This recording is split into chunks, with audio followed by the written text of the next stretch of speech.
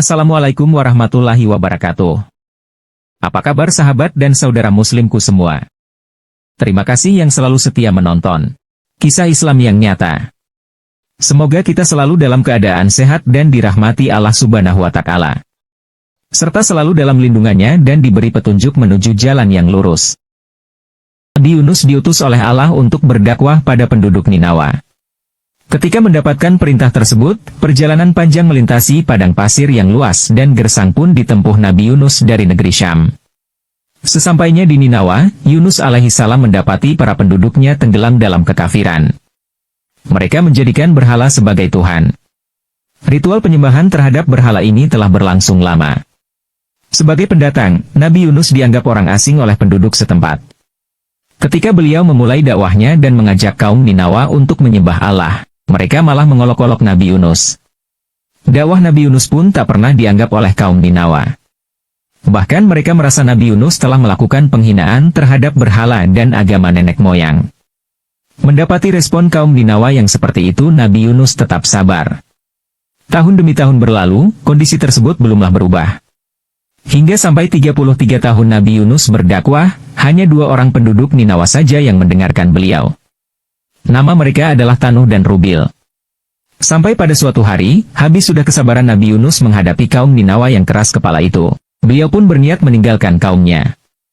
Namun, sebelum beliau pergi, Nabi Yunus menyampaikan kepada penduduk Ninawa bahwa azab Allah akan datang. Kemudian pergilah Nabi Yunus dalam keadaan sedih, kecewa, dan marah. Beranjak dari Ninawa, Nabi Yunus menuju dermaga dan menumpang pada sebuah kapal. Cuaca cerah saat kapal sedang bersandar, sehingga sang nahoda mengizinkan Nabi Yunus untuk ikut naik, meski ia tahu kapalnya sudah kelebihan muatan. Sampai di tengah laut, cuaca tiba-tiba memburuk. Awan hitam bergulung-gulung, angin kencang, dan gelombang besar tiba-tiba memerangkap kapal. Badai besar itu membuat kapal tidak stabil. Nabi Yunus pun mengajak nahoda dan seluruh penumpang kapal untuk berzikir kepada Allah. Sang nahoda kemudian memerintahkan kepada seluruh penumpang untuk membuang barang bawaan mereka ke laut. Harapannya, dengan beban yang berkurang kapal akan bisa kembali stabil. Ternyata tidak demikian kenyataannya. Akhirnya sang nahoda harus mengambil keputusan pahit, yaitu mengurangi jumlah penumpang kapal. Agar adil, penentuan siapa penumpang yang harus keluar dari kapal pun dilakukan dengan undian.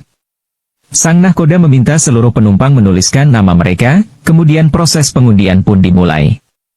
Pada pengundian pertama nama yang keluar adalah Yunus. Namun seluruh penumpang menolak hasil tersebut sehingga diulang kedua kalinya. Pengundian kedua kali juga mengeluarkan nama yang sama, Yunus. Meski para penumpang lainnya masih keberatan, tetapi Nabi Yunus menerima hasil undian tersebut dengan ikhlas. Hal ini sesuai dengan firman Allah pada surah As-Saffat ayat 141, kemudian dia ikut diundi, ternyata dia termasuk orang-orang yang kalah dalam undian. Beliau pun menceburkan dirinya ke laut setelah menyebut asma Allah. Dalam beberapa riwayat dikisahkan bahwa setelah Nabi Yunus terjun ke laut, cuaca kembali cerah dan lautan kembali tenang. Di laut, Nabi Yunus diombang-ambingkan gelombang. Kemudian Allah memerintahkan seekor ikan paus untuk mendekat dan menelan Nabi Yunus tanpa meremukkan tulang dan daging beliau. Di dalam perut ikan yang gelap, Nabi Yunus sempat mengira dirinya telah meninggal. Allah pun mewahyukan bahwa beliau ada di dalam perut ikan. Nabi Yunus pun menggerakkan kakinya dan bersujud. Tak lama kemudian, Nabi Yunus mendengar suara-suara tasbih dari para penghuni lautan. Hal ini mengilhamkan kepada beliau untuk menyadari kesalahannya. Nabi Yunus pun sadar bahwa keputusannya meninggalkan kaum Ninawa dalam keadaan marah adalah hal yang tidak benar. Karena itu Allah menghukum beliau dengan memenjarakan di dalam perut ikan. Hal ini seperti firman Allah pada surah As-Saffat ayat 142, maka dia ditelan oleh ikan besar dalam keadaan tercela. Sebutan tercela pada ayat tersebut menandakan Allah tidak berkenan pada keputusan Nabi Yunus meninggalkan kaumnya. Allah juga menegaskan kekecewaannya pada Nabi Yunus dalam surah Al-Anbiya ayat 87. Dan ingatlah kisah Zunnun, Yunus, ketika dia pergi dalam keadaan marah, lalu dia menyangka bahwa kami tidak akan menyulitkannya. Sadar akan kesalahan beliau, Nabi Yunus pun lantas berdoa sebagaimana yang Allah kisahkan dalam lanjutan ayat ke-87 surah Al-Anbiya, maka dia berdoa dalam keadaan yang sangat gelap, tidak ada Tuhan selain Engkau, Maha Suci Engkau.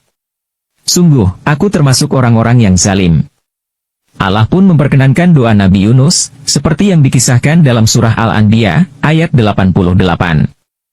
Maka kami kabulkan doanya dan kami selamatkan dia dari kedukaan.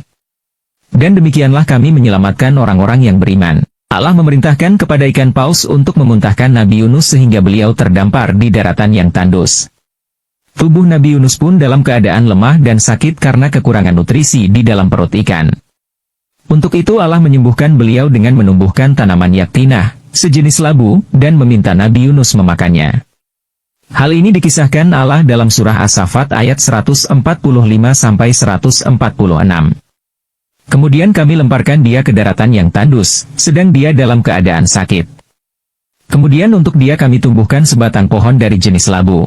Seperginya Nabi Yunus dengan kekecewaan terhadap kaum Ninawa, azab Allah benar-benar datang beberapa hari kemudian, seperti yang beliau janjikan. Awan gelap menutupi langit bersama petir menggelegar, angin kencang menyapu rumah, peternakan, dan ladang kaum Ninawa. Tak sampai di situ, gempa besar juga Allah timpakan kepada mereka. Penduduk Ninawa pun sadar, peringatan yang disampaikan Nabi Yunus benar-benar terjadi. Karena itulah mereka bertobat dan menyebut nama Allah untuk memohon perlindungan. Kaum Ninawa juga mencari Nabi Yunus, sayangnya saat itu beliau sudah pergi. Pertobatan yang dilakukan kaum Ninawa ini serius dan jujur. Seluruh penduduk, laki-laki, perempuan, anak-anak, tua, muda, semua luruh dalam khusyuk menyebut asma Allah. Melihat kejujuran pertaubatan mereka, Allah pun menerima dan menghentikan azabnya. Peristiwa tersebut sebagaimana diceritakan Allah dalam surah Yunus ayat 98. Maka mengapa tidak ada penduduk suatu negeri pun yang beriman, lalu imannya itu bermanfaat kepadanya selain kaum Yunus? Ketika mereka, kaum Yunus, itu beriman, kami hilangkan dari mereka azab yang menghinakan dalam kehidupan dunia. Dan kami beri kesenangan kepada mereka sampai waktu tertentu. Allah menuntun Nabi Yunus untuk kembali kepada kaum Ninawa.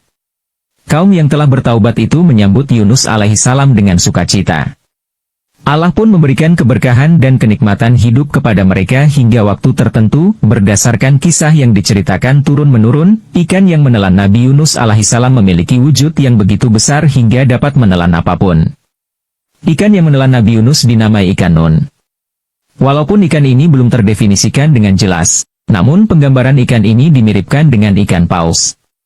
Secara logis, memang tidak ada ikan lain yang memiliki ukuran lebih besar dari ikan paus.